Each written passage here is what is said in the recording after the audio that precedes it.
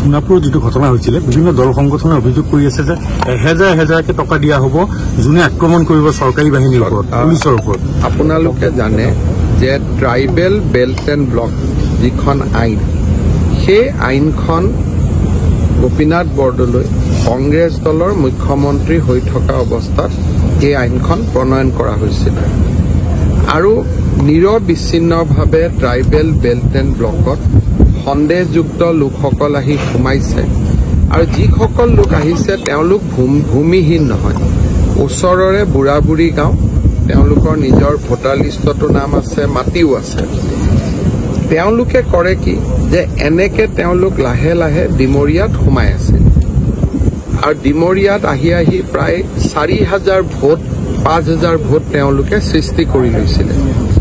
2 বছৰ 3 বছৰ 4 বছৰ পিছত সেইটো এটা 20-25 হাজাৰৰ এটা ব্লক হৈ যায়।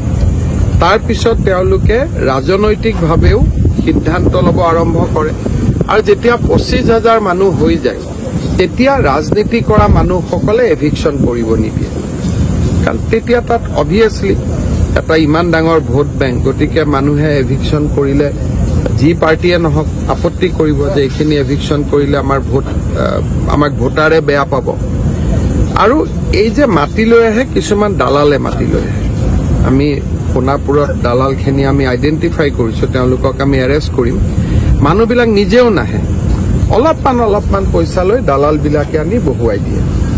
আৰু এই যিটো ট্ৰাইবেল বেল্ট এণ্ড ব্লক, এইটো গুৱাহাটীৰ নিচেই ওচৰত, গতিকে এই বেল্ট এণ্ড ব্লকটোত যদি এইটো অৱস্থা হৈছে, বাকী বেল্ট এণ্ড ব্লকত কেনেকুৱা অৱস্থা আমি নিজেই বুজি পাব পাৰোঁ। চৰকাৰে প্ৰচেষ্টা লৈ আছে আৰু যোৱাকালি গোটেই নিশা আমি একশ্যন লৈছোঁ। আজিও ডিজিপি তাত গৈছে, কালি এবাৰ সময় হ'লে ময়ো যাম আৰু আমি তাত ট্ৰাইবেল বেল্ট এণ্ড ব্লকত যিমানখিনি সন্দেহযুক্ত নাগৰিক আহিছে আমি গোটেইখিনি উচ্ছেদ কৰিম।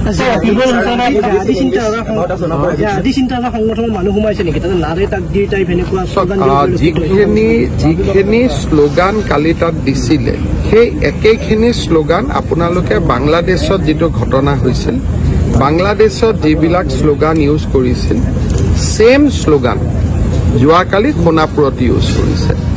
ৰেলগাড়ীও ৰখাই দিছে, আপ এণ্ড ডাউন কৰিব দিয়া নাই, ৰেলগাড়ী ৰখিছে। আৰু আপোনালোকে দেখিছে যে সৰু বাচ্চাৰ পৰা বয়সস্থলৈকে চবৰ হাততে লাঠি দা চবৰ হাততে আছিল। আৰু কালি যদি পুলিচ তাতে লগে লগে ৰিইনফৰ্চমেণ্ট নহলহেঁতেন বা গুলী নহলহেঁতেন, হয়তো বহুত ডাঙৰ ঘটনা এটা ঘটি গ'লহেঁতেন। অসমৰ হিষ্ট্ৰীত নোহোৱা ঘটনা এটা ঘটি গ'ল। অসমত ট্ৰেডিং কেলেংকাৰীৰো তদন্ত চলিব, সোণাপুৰতো উচ্ছেদ চলিব। ইয়াত এটাৰ পিছত এটা ধৰণৰ বস্তু নাই যে এটা তল পৰিলে আনটো হ'ব। ট্ৰেডিং কেলেংকাৰীটো কোনে ধৰিছে? ময়েতো ধৰাইছো। মোক টকা দিব হওঁতে সন্দেহ হওঁতেতো মই ধৰিলো, কিন্তু গোটেইটো কেলেংকাৰীটো মইহে ধৰিলো, বেলেগেতো ধৰা নাছিলে।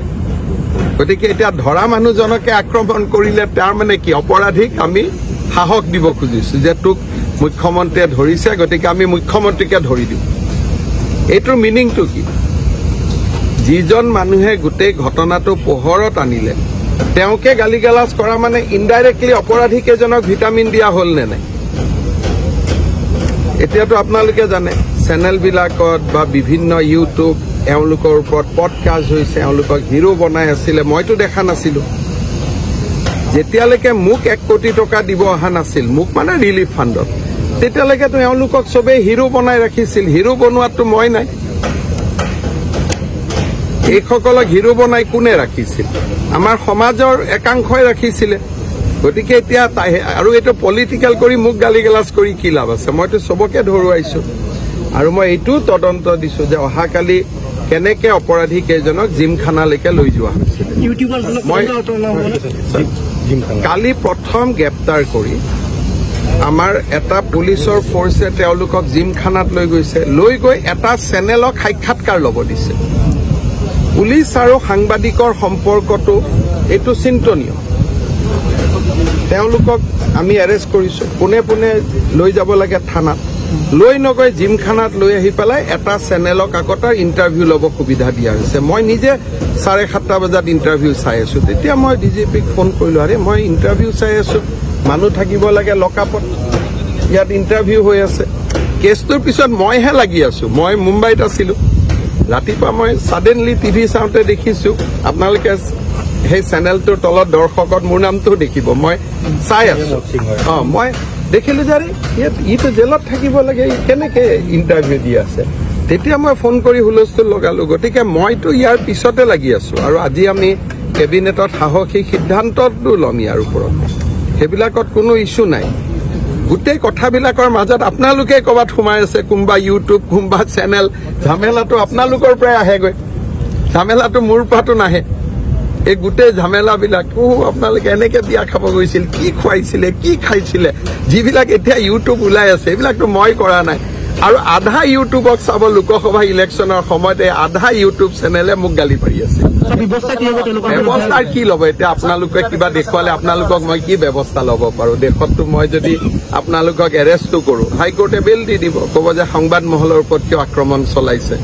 এটা সাংবাদিকৰ ওপৰত ব্যৱস্থা সাংবাদিকে নিজে ল'ব লাগিব চৰকাৰেতো আৰু সাংবাদিক ইউটিউবাৰৰ ওপৰত চৰকাৰে ব্যৱস্থা ল'ব নোৱাৰে আৰু যিমানবোৰ ইউটিউবাৰে তেওঁলোকৰ ইণ্টাৰভিউ লৈছিল আপোনালোকে চাব লোকসভা ইলেকশ্যনত এই আটাইবোৰ ইউটিউবাৰে বিজেপিক গালি গালাজ কৰি আছে এইবিলাক ইউটিউব পডকাষ্ট আৰু এইবিলাক তাৰে ভাগ ভাগ আৰু য'ত বাজিছে বাজিছে আৰু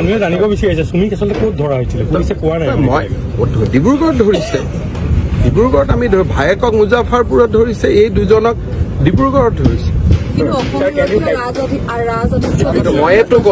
মইতো কলো যে মই বেয়া পাইছো বুলি সেইটো ৰাজ আতিথ্য দিয়া নাই এটা চেনেলক সহায় কৰিবৰ কাৰণে লৈ গৈছিল এইটো আৰক্ষীক দোষ দি লাভ নাই আৰক্ষীক চেনেলটোৱে ইণ্টাৰফেয়াৰ কৰি দিলে কাৰণ সেই চেনেলটোৱে কিবা কাৰণত আৰক্ষীজনক ইনফ্লুৱেঞ্চ কৰিলে গতিকে ঘটনাটোৰ পিছফালে চেনেল আৰু সাংবাদিকহে আছে এতিয়া